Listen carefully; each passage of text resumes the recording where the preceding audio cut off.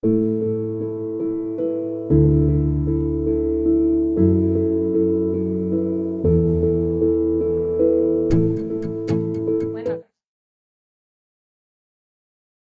Ok, bueno, pues estamos en cadena nacional, no sé quién, pero volvemos entonces. Ahora, bueno, tenemos tres participaciones también y nuevamente, primero las participaciones, luego los comentarios, preguntas y sugerencias y todo lo que haya. Como era Carlos primero, ¿verdad? Carlos Manuel y Carlos Manuel y José. Ok, adelante, Carlos.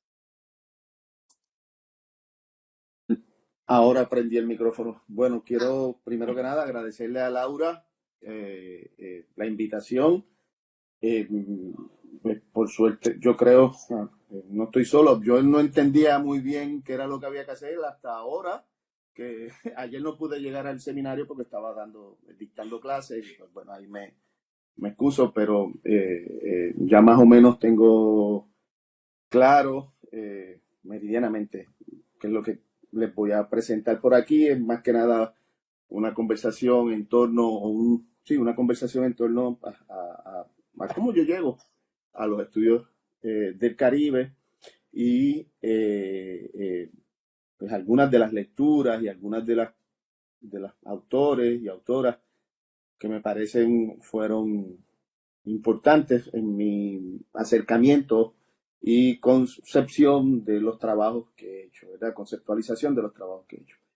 Primero que nada, pues, como me enseñó mi querido director de tesis, hay que empezar por el principio y tengo que consignar que le debo a mi abuela eh, mi primer acercamiento al Caribe. Pues yo viví en Puerto Rico, pero mi abuela era dominicana y visitaba mi casa desde muy joven y muchas cosas que pasaron en ese momento, muchas preguntas que me hice posteriormente cuando llegué a la universidad y cuando seguí leyendo y este tipo de cosas, y asumí la vida del trabajo académico, me voy dando cuenta que muchas de las preguntas que me hacía tenían que ver con, empezando, por ejemplo, bueno, con los desplazamientos, ¿no?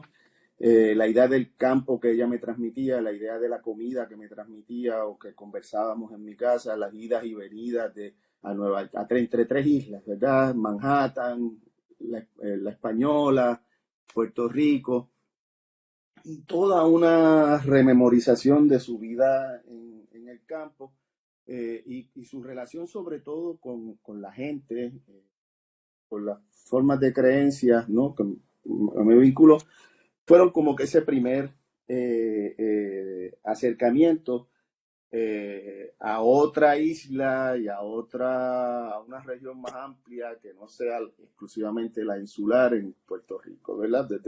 Desde Puerto Rico. Ese fue como que el primer punto.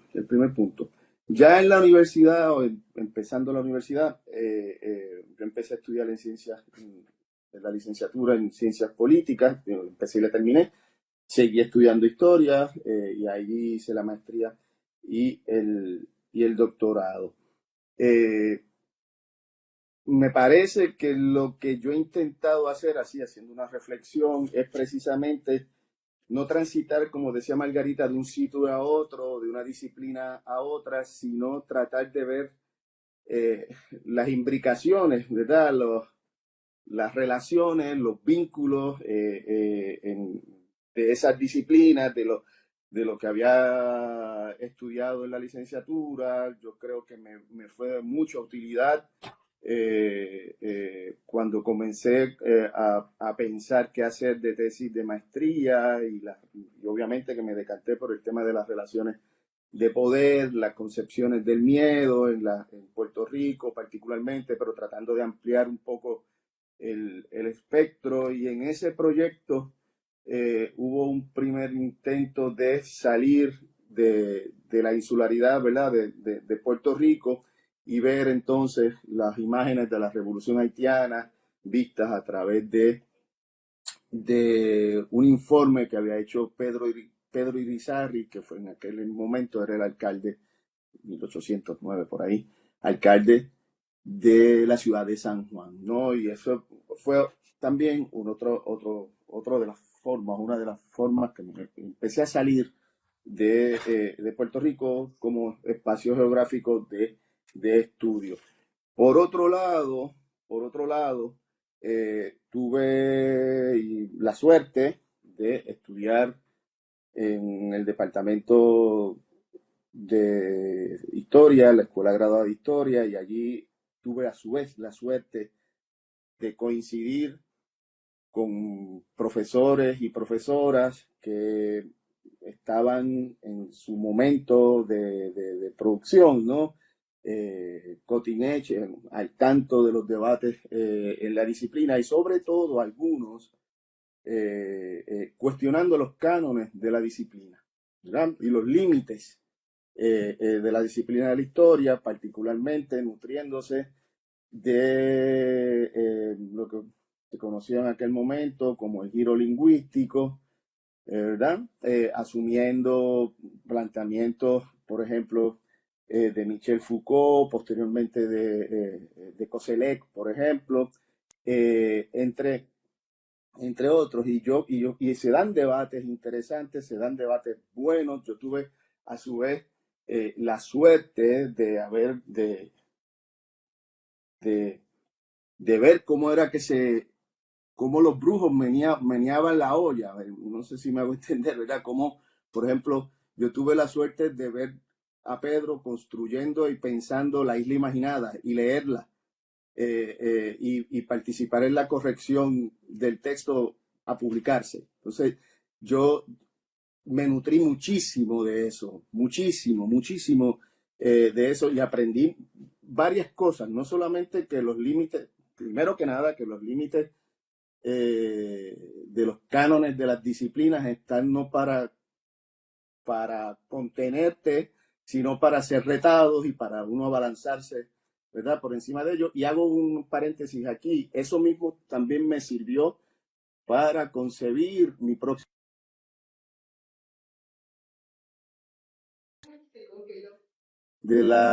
y paisaje de la frontera dominico-haitiana durante la era de Trujillo. ¿Qué onda si precisamente esos límites como planteados, asumidos desde la concepción de la frontera, ¿verdad? El Estado-Nación, toda la crítica que se da en ese contexto también de los años finales de los 80, principios y todos los años 90, la crítica a la idea de nación, los señalamientos de los problemas, ¿verdad?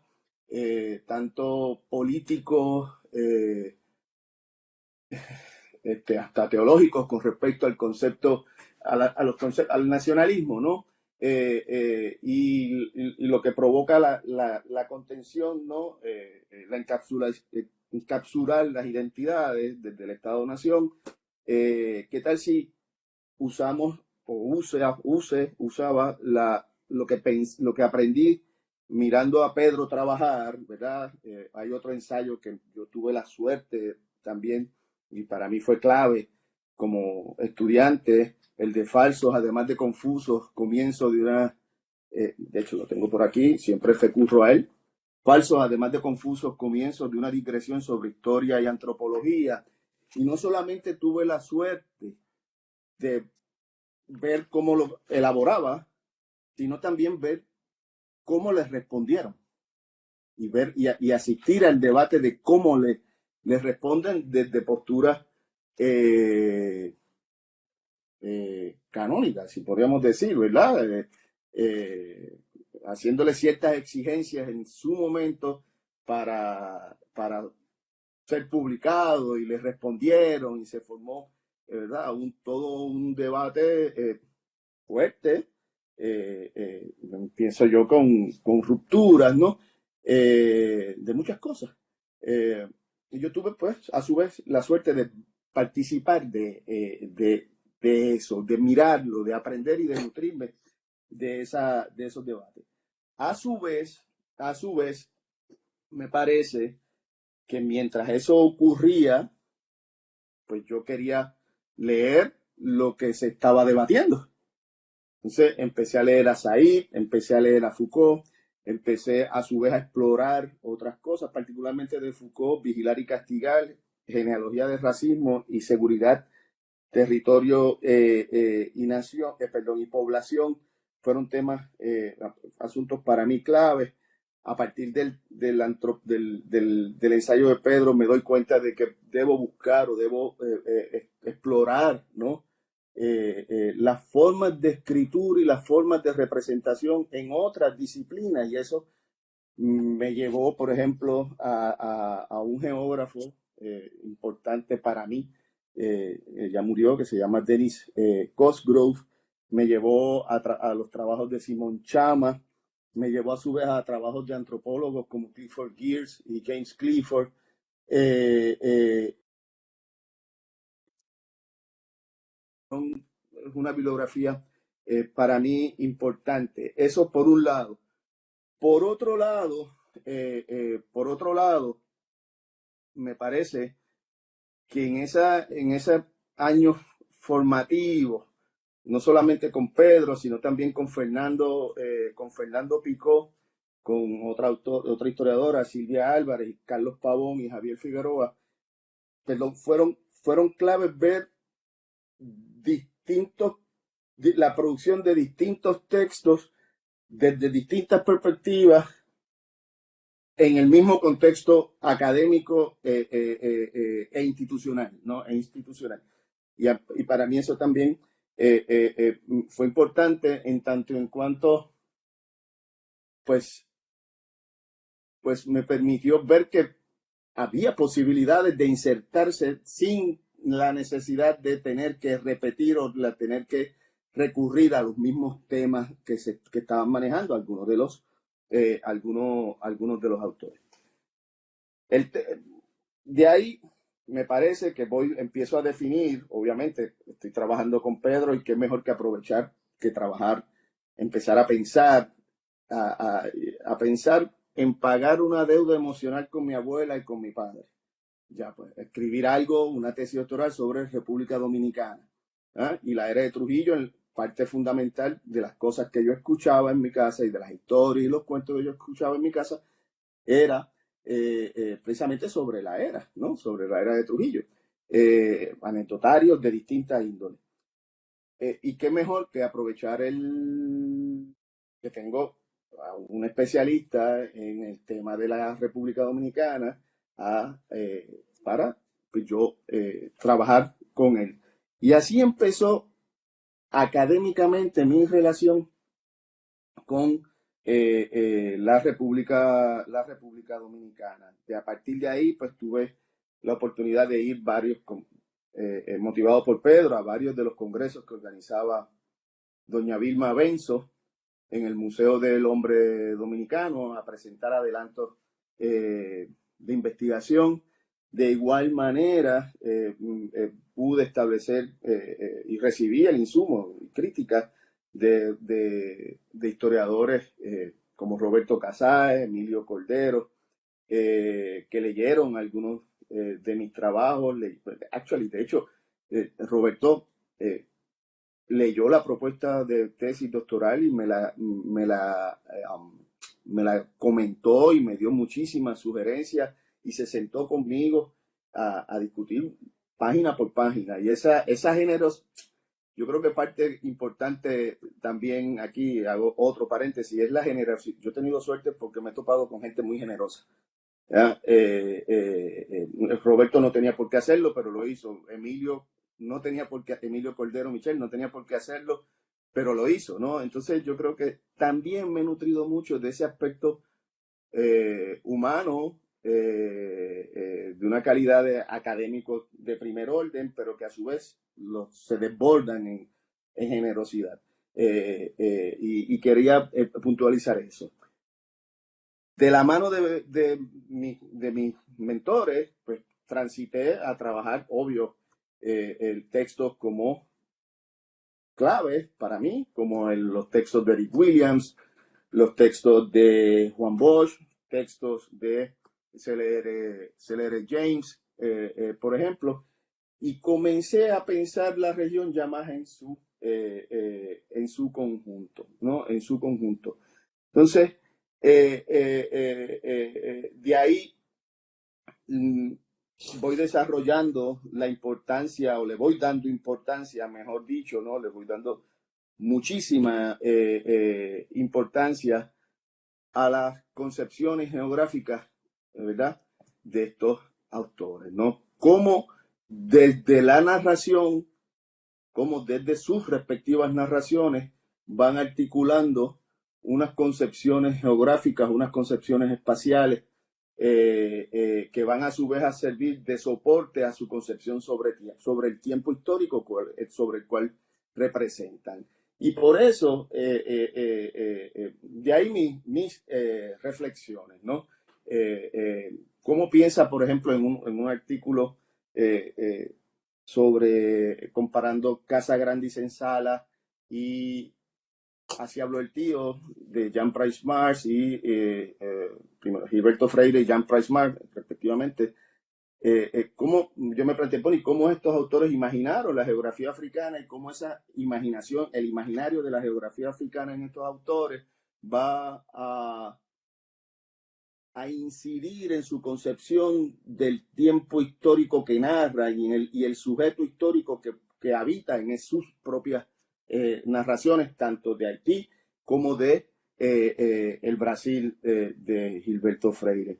Y entre otras cosas, me percato que leyeron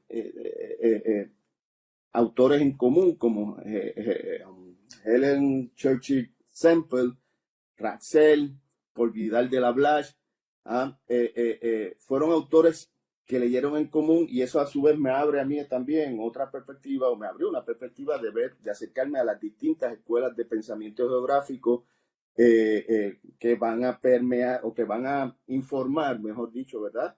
Las miradas de intelectuales desde principios del siglo XX en la región del Caribe. Hasta que llego, obviamente, a mí, a lo que fue la tesis doctoral, y que decido leer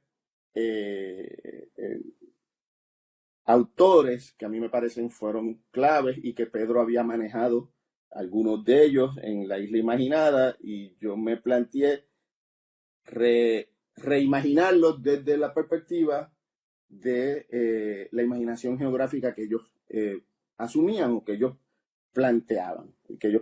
Y de ahí, pues, me acerco a Manuel Arturo Peñavalle, a Joaquín Balaguer y Freddy Prestol Castillo, ¿no? Abriendo, interesante para mí, yo me disfruté mucho ese proyecto porque de alguna manera u otra me permitió poner en práctica lo que yo había visto en los debates académicos en Puerto Rico, como comencé esta exposición, ¿verdad? ¿Qué tal si combino, si trato textos y documentos como literatura, ¿no? Y ver la construcción de las representaciones ahí y ver y tratar de concebir y tratar de desbrozar, ¿verdad? De analizar primero las condiciones de posibilidad para su ejecución, ¿verdad? Para decir lo dicho. Eso por un lado. Segundo, por otro lado, plantearme las preguntas con respecto a la representación, ¿no? ¿Qué es lo que se representa y para qué se representa de la manera en que se representa? O sea, ¿cómo es el mapa que estos hombres, estos autores van a ir construyendo, y cómo conciben el paisaje, en el caso de la tesis del proyecto sobre la frontera, cómo conciben el paisaje de la frontera, la línea propiamente fronteriza, la historia haitiana vis a vis la historia dominicana, y qué rol juega la idea de nación, los nacionalismos y particularmente la idea de soberanía y Estado Nacional en la construcción de esas representaciones, ¿verdad? Y cómo a su vez, obvio, esto no está en el proyecto, pero hay manchas que no salen, ¿no? Cómo a su vez esas representaciones y eso dicho y trabajado por esos autores se han constituido precisamente en eso, en manchas,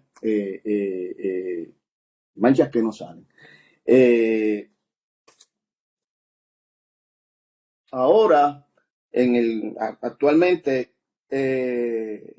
actualmente me parece, yo venía a otra cosa hoy, yo venía con la idea de decirle, mira, yo quiero trabajar donde estoy ahora, lo que estoy haciendo ahora, ¿verdad? Un poco, que no lo descarto, que sea lo que presente el año que viene, si Laura lo tiene bien. Yo quiero utilizar unos argumentos de Enzo Traverso en el libro Revoluciones, argumentos de Rafael Rojas en el libro El Árbol de las Revoluciones, para revisitar Blas Jacobins, entre otras.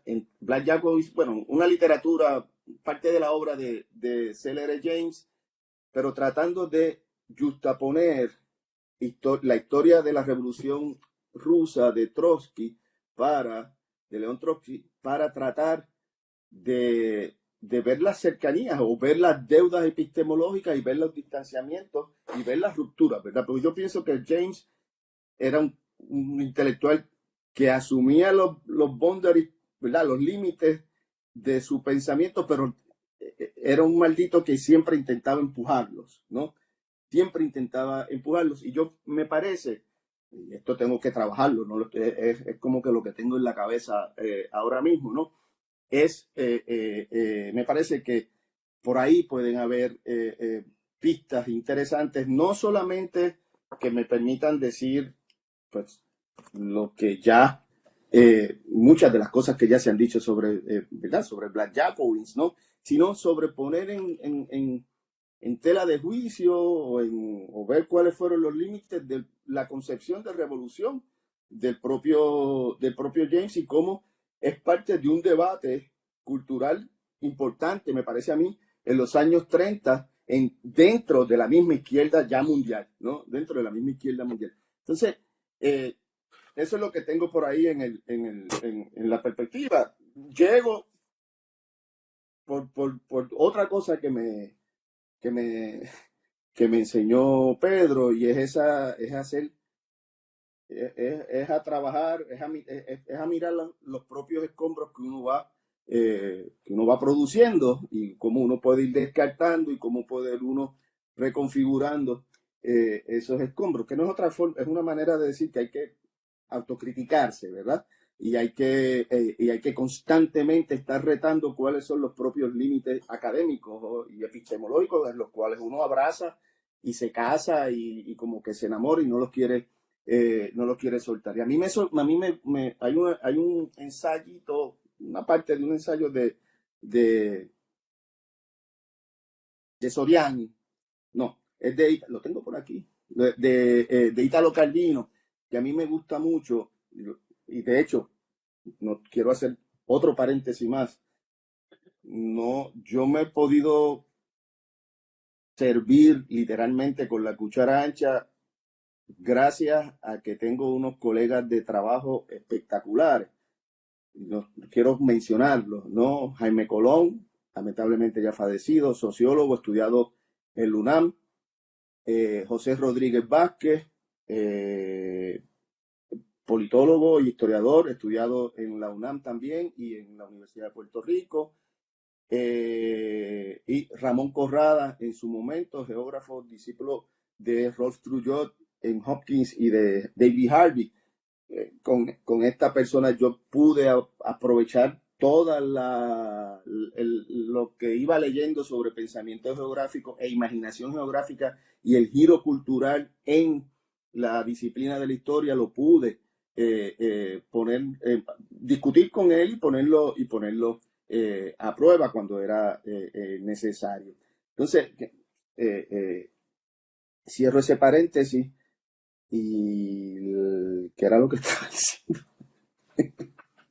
Se me pasó ahí. Bueno, eso pasa después de nada. cierta edad, Carlos. Eso pasa después Lo de cierta sé. edad. Ya llegaste. Es que esta Laura es una abusadora. Ella no se acordaba que a las 12 era hora de México, 10 de la mañana, pero yo a las 12 en punto tengo que comer y yo estaba aquí cumpliendo como soldadito. Bueno, Este, ya se llegó. Estabas en Michelle Rolf-Trujillo. Ah, ya. Este, Eso pasa cuando la uno otra, llega a esa edad. gracias, Ana. Pues, otra cosa que a mí siempre me ha llamado muchísimo la atención y es parte también de los ejercicios que trato de hacer. Una vez se acabó, pues salió la tesis y todavía no se había convertido en libro.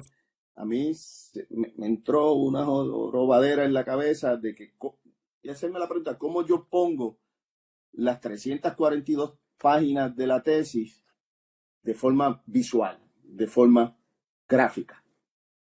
Y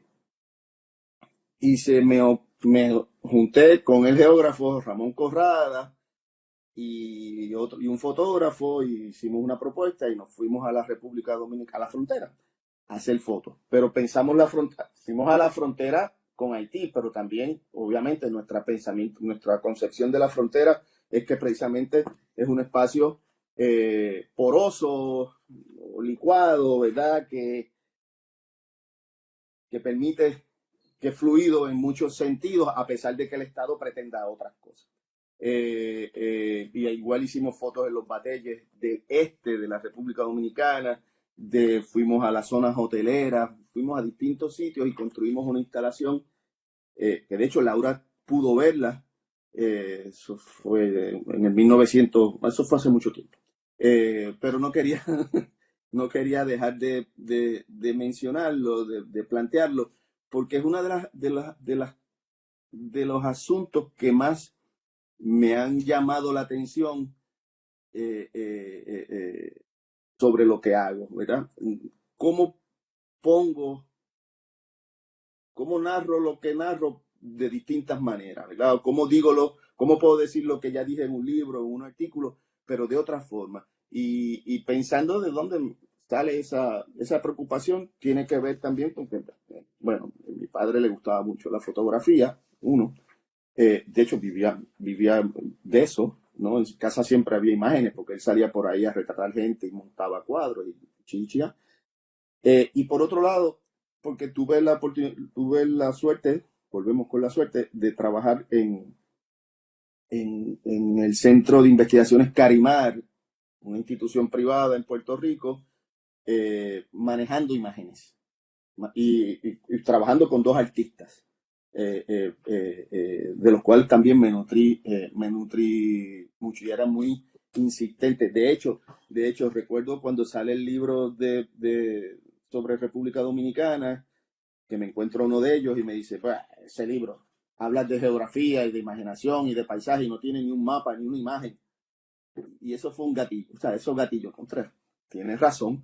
Obvio, yo estaba detrás de otros mapas y de otras imágenes, las que construían y las representaciones que hacían los autores que yo manejaba, ¿verdad? Igual que hay un mapa, uno puede construir mapas y a mí me gusta mucho eso también, de cómo hay un mapa en cómo los autores construyen sus argumentos, cuáles son sus lecturas, qué es lo que estamos develando aquí, by the way. Ahí hay una geografía, yo creo, me parece, y hay una forma, y esa siempre ha sido una de mis preocupaciones, pero bueno, ahí lo dejo. Gracias. Muchas gracias, Carlos. Bueno.